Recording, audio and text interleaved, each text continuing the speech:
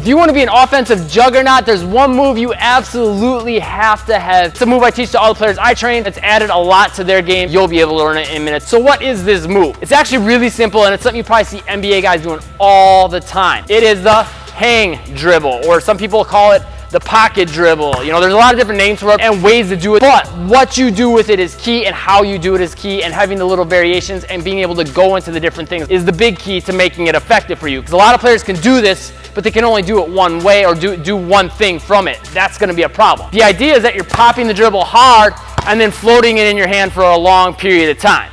The reason this is so important and so powerful is when the basketball is in your hand at this area around your hip, you can do so many things. It's kind of like being in triple threat without actually holding the basketball. So it gives you your options to pass, to shoot, to drive, etc. There's certain times we're doing quick rapid fire dribbles where you're getting the basketball in and out of your hands as quick as possible is going to be helpful. But this is probably the most versatile move that you can have because the ball is already in your hand, allowing you to go into whatever you want immediately. If you're doing rapid fire dribbles where you're trying to get the basketball in and out of your hands quick, when the ball's not in your hands, you can't really react to what's happening on the court instantly. It takes a few milliseconds longer, and those milliseconds are the difference between getting past your defender or not. So here's the main things you want to keep in mind with it, and then we'll talk about the things you need to master with it. So first of all, get a good pop on the dribble every time you dribble. A lot of players, they'll do multiple ones of these dribbles, but a lot of times they'll go into one setup dribble with a certain type of footwork. We'll talk about those variations in a second, but get good snap with that elbow and that wrist, so that way when the basketball comes in your hand, there's lots of power on the dribble, and when it hits your hand, it'll float longer without you having to put your hand under the basketball and carry it.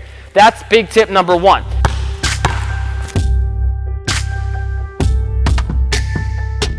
Number two, there's a couple ways you can go about your positioning with this to set up different things.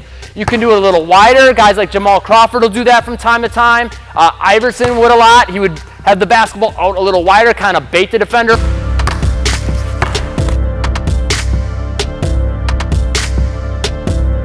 Or to use the ball to sell more of a fake.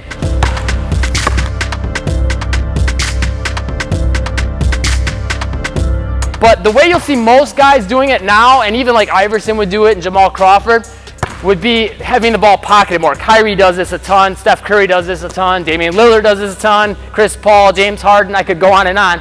They'll basically bring the basketball tighter to their body and have their hand right behind the basketball, almost to that carry position. Sometimes guys will, so be careful that you're looking out for that. Now you have options to extend the ball more to sell a fake.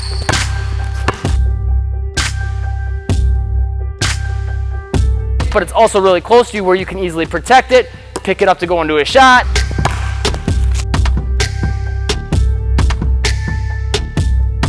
Pass.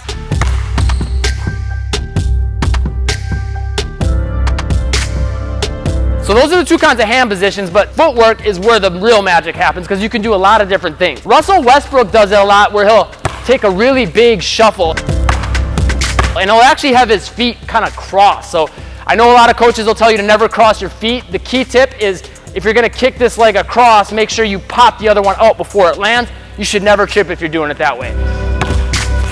But what that does is allows him to cover more ground and a lot of times get an angle on his defender so he can get past them. Another way is just being a little more stationary and upright. Iverson used to do this a lot to set up his Iverson crossover, right?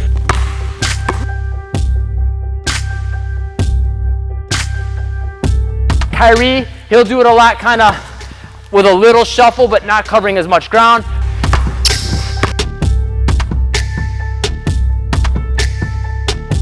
Sometimes he'll even do it on the run more with a regular like stride, 1, 2, and then go into something. Jamal Crawford, a lot of times, he'll do more of like a little hop in place to set it up. And that keeps him on a little bit better balance so he can quickly go into a shot. Another way you'll see tons of guys do this is coming from this position to this position, so scissors in their feet, or going the other way. That's going to give you an option to kind of load your legs up and explode into one direction or another, or you could even add some motion to move somewhere with that. So a lot of ways you can play around with this. And getting more of those footwork patterns down is going to make you more versatile, open up options to get past your defender or to get your defender moving so you can beat them. Footwork variations you'll see some guys do is they'll do more of a hop with both feet up, both feet down at the same time. Just a little hop though. None of this footwork, you don't want it to be really high off the ground. Or you could even do that scissors and turning your body a little more, little things like that to change the hop up. What you'll see a lot of guys doing is kind of hopping on one foot and then going to the other. So it's almost like your shuffle, but you're just throwing your defender's timing off by hopping on that same foot twice in a row before landing with this second foot.